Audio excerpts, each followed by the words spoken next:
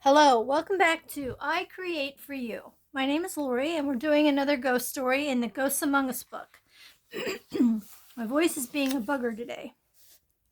It's an animal ghost story, and it's named Little Joe. Wally, Uncle Wally, Beastie, Booty Girl, Turtle, Piggy, Sister Smudge, Amber, Snickers, and Little Joe. Before they found refuge in Anita Morris's Portland, Oregon backyard sanctuary, these 10 beautiful felines lived the hard life of America's millions of feral cats. Feral cats are simply cats born without homes and not tamed by humans. They seek shelter in places like abandoned buildings and overgrown blackberry bushes. They live on rodents and garbage pail scraps. Unprotected, their lives are often short, but the population continues to grow as they breed and breed and breed. Anita first became aware of the feral cat dilemma when an elderly wheelchair-bound neighbor began feeding a couple of stray cats. Not spayed or neutered, the cats bred, and before too long, over 100 cats were swarming the neighborhood. It tugged at Anita's heartstrings to see the scrawny, homeless creatures. I got involved with the Feral Cat Coalition of Oregon, explained Anita, a grandmother of 5.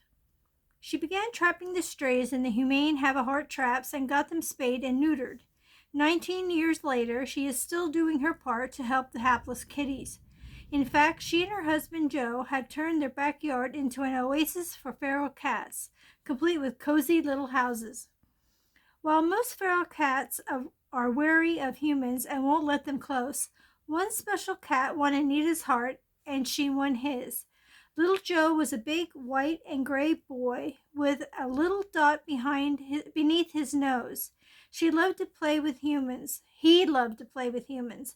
He liked to fetch acorns, she fondly remembered. They nicknamed him the Mayor because he always welcomed new cats. Whenever a strange cat wandered into the yard, little Joe would eagerly greet him and then show him to the food dish. It was like he was saying, "This is a great place. Look, they have food and toys." Anita smiled at the memory, but her eyes saddened as she told me of little Joe's tragic end. He was hit by a car, and she and her husband were devastated as they prepared to bury him. "I wish we had gotten a picture of him," she lamented. As they looked around at the surviving cats, they realized they had no photos of any of them. We rushed out and got some film. Anita got out her Olympus camera and took a roll of pictures of her backyard kitties. When she and Joe went to pick up the photos, they sat in their car and looked over the snapshots. Suddenly, Anita gasped, and then they both started crying. For there, smack in the middle of a photo, was the undeniable image of little Joe. He sat behind the food trough, between Amber and Booty Girl. Little Joe is slightly transparent, allowing the lines of the shed behind him to show through his body, but other than that, he appears just as he did in life. I learned of the extraordinary photo, taken with ordinary film, through a friend of Anita's, and it took some coaxing for her to allow me to include her story in this book. "I don't want little Joe to be exploited," Anita insisted. "Little Joe's story will help a lot of people feel better," I told her. "It will comfort them to see his picture and to know that their pets' spirits live on." She finally agreed to allow me to use the amazing image of the cat's ghost. "I'd like the best possible print," I told her. "It would be better if you could have one made from the original negative rather than a copy." Anita misunderstood, and when she couldn't find the negative, sent the photo to Kodak to have a new negative made.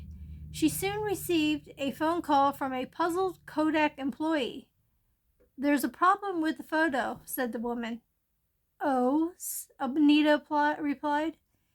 "The cat is transparent," said the woman. "Yes," said Anita. "He looks like a ghost," said the woman. And it says, "A picture tells 1,000 stories." So that's the end of the story. I'm hoping that you guys can see this. I have the picture right here of little Joe. You can see him. He's right here. This is little Joe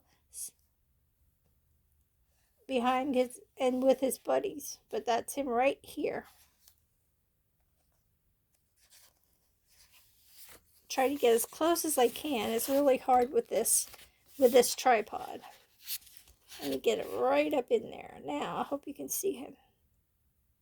In fact, let me bring it down anyway, because I'm going to be... There we go. Now you can see him right there. I'm going to try to draw him the best that I can. Or a likeness of him. But that is a cool story. And that is so awesome that the one thing they really wish they had of him, he was able to give them. I don't know. I don't think I would have been able to handle that. I think I would have been crying too. I think that would have really got to me. I have kitty cats here, and I know what it's like. Like, we were taking care of one over the winter time, and it just disappeared one day. I mean, we had a shelter out there, a little it was like a insulated house for it to stay in, and one day it just didn't show up, and we haven't seen it since. So we do not know where it could have gone, and it was really bad. We had a really bad winter here, so knowing that is not very, I don't know what you want to call it, very soothing to know. I mean, that something really bad could have happened. But we have a good community here. They also do, like, if you see feral cats in your neighborhood, you let them know, and then they will actually come and with those tender heart traps and trap them, and then get them spayed and neutered and release them. And then I don't know if this happens in any of your areas, but once they do that, how we know that they've been already captured so they're not captured again is they get the ears tipped. So yeah, it's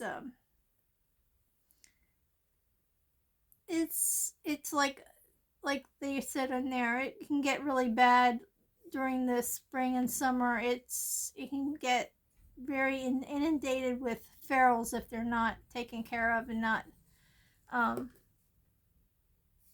spayed or neutered. So yeah, and what they'll do is they'll do this. We have some.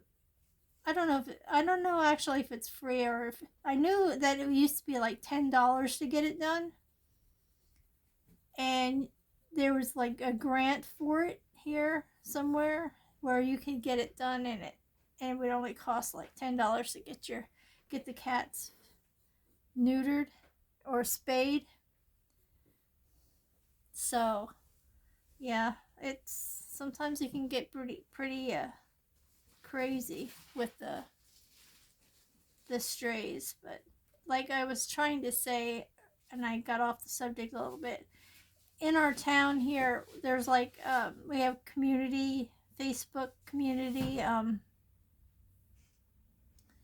groups, and they will, if they have a stray in their yard or something that just showed up one day, people will take pictures of them and post them just in case someone's got out, or they got out and they didn't even realize it. So that, like, the community bands together. But then there are also some that are really people that are really not so nice. We've also had incidences where people have had their cats where they have them indoor and outdoor, and we've had people who would feed them poison, and so that's not a good thing. But we have more good than bad people in the community looking out for these guys. I mean, they're well taken care of here. And if they're not, even if they are strays, they'll say, hey, they're at our house, we fed them, and if you want to come see if this is your cat, they'll let you know. they like to keep on top of that the best that they can.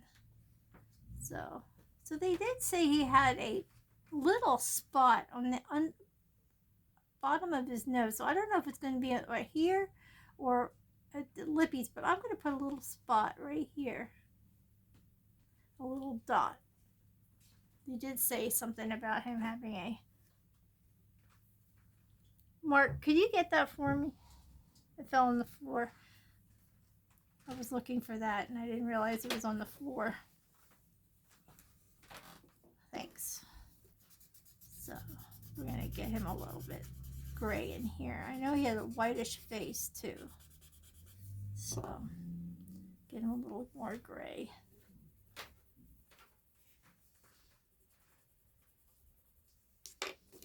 I don't know if you would consider our cats that were feral once. We had 3 boys that when I lived at another house here in Hamburg,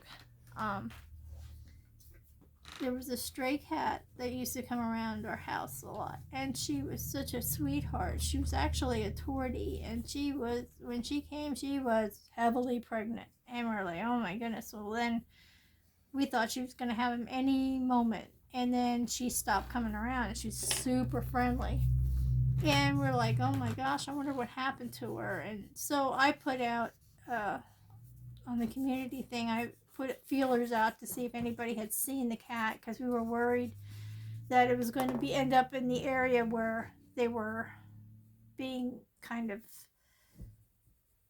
not so nice to cats. And so we were hoping that she made it and that she had her kitties, but we didn't know where that she might be. So we were trying to figure this out. And so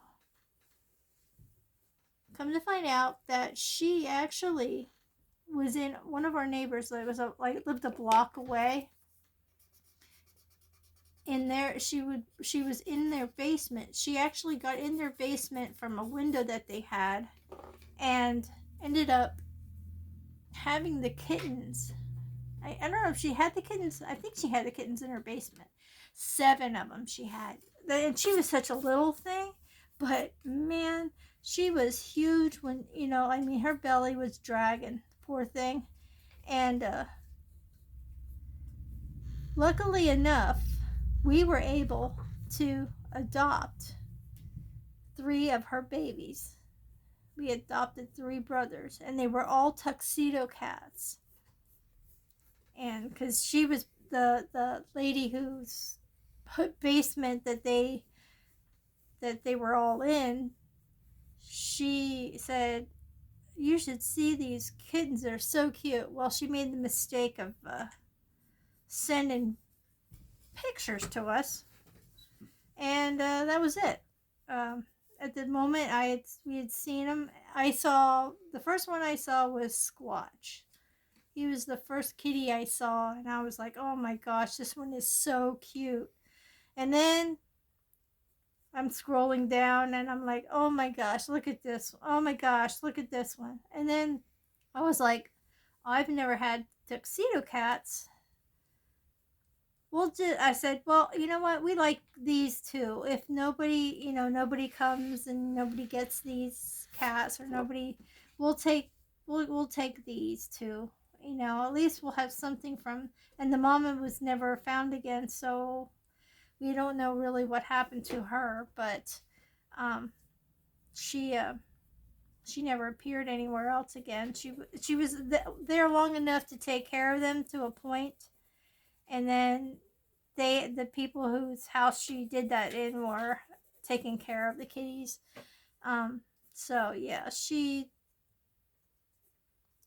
I don't know what happened to her, and I don't in a way I don't want to know. I just want to, hopefully she knew enough that maybe something happened that she needed to have them in a place where they were going to be taken care of, and they were. And we go up to the place, and we were going there. We were all excited because we were going to pick up our 2 kitty cats. And all of a sudden, the lady comes out. She says, you want this one too? We're like getting set to walk away, and she says, you want this one too? Because if you don't take it, my husband says we're going to take it. We can't really take it. And well, this lady has a lot of children.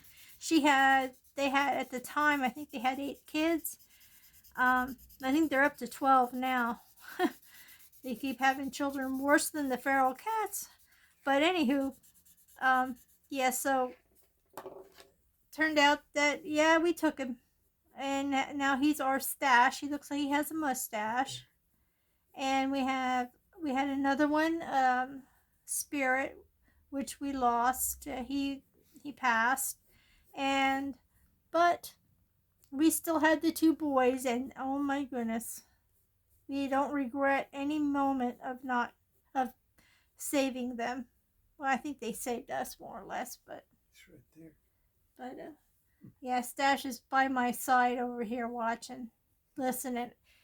He thinks when his daddy comes home from work that is automatic feeding time at the zoo, you know.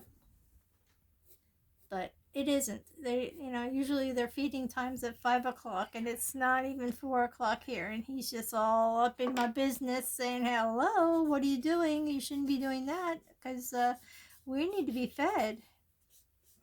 So he got the poops of me now because I'm talking about him. He went over to his daddy.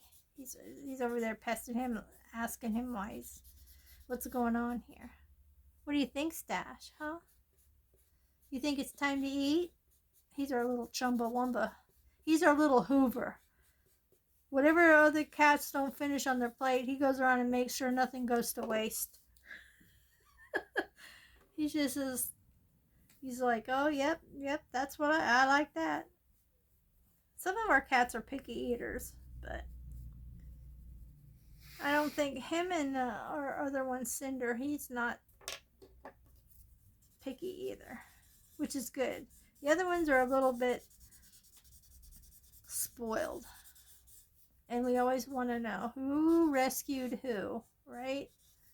That's usually the question. Well, this is the best I can do for little Joe.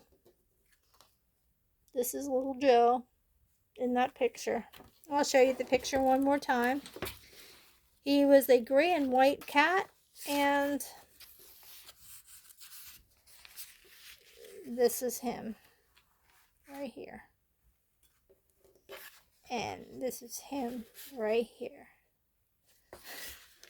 Well, I hope you enjoyed the story. Even if you're a dog person and not really a cat person, hopefully you still enjoyed that story and made you more aware of the situation with cats. I'm pretty sure everyone knows the situation with cats and how they rough it during the wintertime is beyond me, because man, I hate wintertime, because when it's cold out, that's all I think about is the animals that are out there that either got out of the house accidentally, lost, dropped off, abandoned. I'm always thinking, holy crap, I don't know how they can survive. And it doesn't matter where we live, we always find 1 or 2 that we help out. Okay, well, that's enough yapping. I'll let you all go for now. Hope you have a great rest of your day. Please give me a thumbs up if you like the story and the content, and maybe even the sketch. Who knows? And stay happy, stay healthy, stay creative, stay creepy, stay tuned, because we're going to have more. On Wednesday, it's whatever Wednesday. Friday, we're going to have another story and a sketch. And hopefully you'll come back for that. And don't forget to check out my shorts. They're the white on black, where I write encouragement, motivation, positivity on black paper with white ink, and they're great messages. Sometimes I think I should practice what I preach, but you know what? Life goes on, and we all have issues, and hopefully we all are above them. Sooner or later, things have to turn around, right? Right. Well, bye-bye. Thank you so much for stopping by, and I hope to see you guys in the next video. Bye-bye for now.